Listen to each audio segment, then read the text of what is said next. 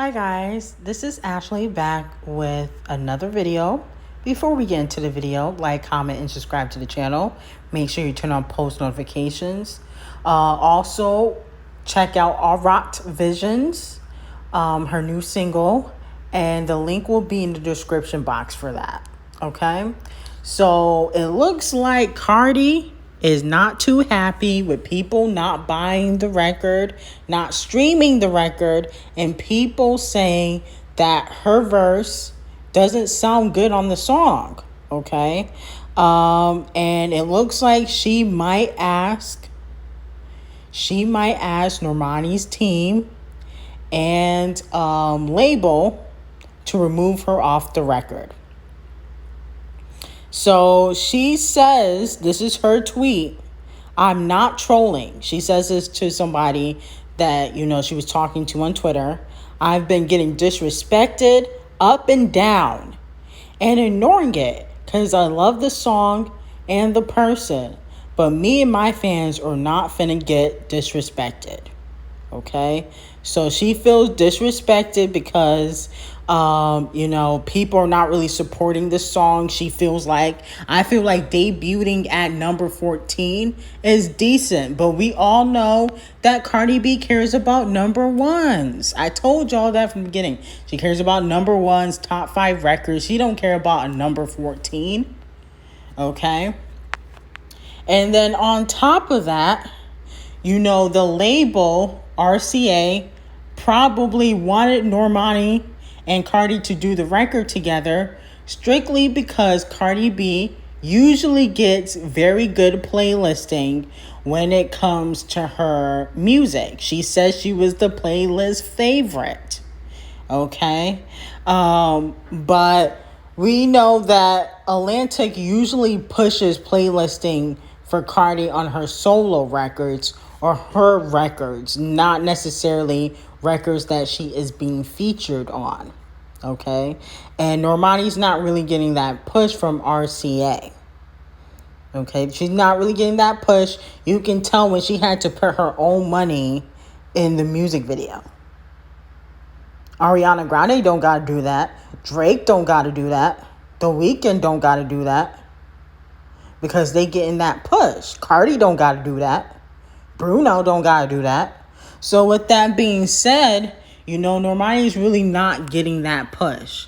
And she stayed trying to push that narrative that, the general public or a lot of fans do not support black women artists when they collab with Cardi B, which is not necessarily true. It depends on the song. WAP did well, didn't it? So how can you say that when WAP did well? I think that Cardi feels low-key guilty. That's what I think. I think she feels guilty low-key. And the person that's really suffering from this is Normani. The person that's really suffering is Normani. My advice to Cardi B would be to get out of the rap game because you're too sensitive. You gotta have thick skin. People drag Nicki all the time when it comes to verses or songs that, they don't like. And Nicki takes it on the chin. Okay? When people didn't like the For the Love of New York and that remix she did with that R&B singer, I forgot her name, with Quavo, she got dragged for that. Okay? Now, it really wasn't necessarily because of her bars because it's always there. Okay, but the point of the matter is you gotta have thick skin. And Cardi B is just too sensitive when it comes to the rap game. And she said that she got Hollywood waiting for her, so she might as well just go drop the second album and go to Hollywood.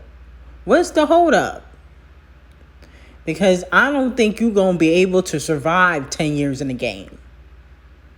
Imagine if Cardi B went through what Nicki went through in 2017, 2018. Do you think Cardi could survive a tremendous hate train? Do you think Cardi could survive blackballing, getting blacklisted. I don't think she could. So with that being said, Cardi, you might as well just go head out. You said you got Hollywood waiting for you, so you might as well just go to Hollywood. That's what I would do if I was you. I don't think you're going to be able to survive in this music business for a long time if you get upset because people don't like your verses. I mean, it sounded like you were reading off a piece of paper. That's what it sounded like. So with that being said, just retire and call it the day. You know, who I really feel bad for is Normani. Because Normani tweeted also, she responded to the chaos on Twitter. She responded and she said, now I'm frustrated. Okay. So I have the screenshot for that also. And poor Normani, this is her comeback single, and she had to do it with Cardi B because, you know, she gets a lot of playlisting. And now, you know, some of the fans are upset, you know. But what Normani has to do is, I think she has to just pick decent records that wouldn't need a rapper on it. See, a lot of these artists choose pop records or R&B records that are okay, and then they try to add a rapper on it so that way, you know, everybody will like it. But if you have an amazing record that everybody's going to love, and you could work with Timberland since he approved the sample, you can get in the studio with Timberland, make a fire R&B pop record. Because, you know, Timberland has worked with pop artists. He worked with Justin Timberlake. And then you won't need a rapper to be on that song. Because if it's hot, it's going to succeed anyway. If the record is hot, it's going to succeed. Now they are saying that the record is supposed to drop 30 spots next week. So, like I said in the last video, it don't really matter the first week. It matters the second, third, fourth, fifth week, because when a record drops, that means it doesn't have any longevity. Look at The Weeknd. You know, Save Your Tears is still top 10. And, you know, that's the remix.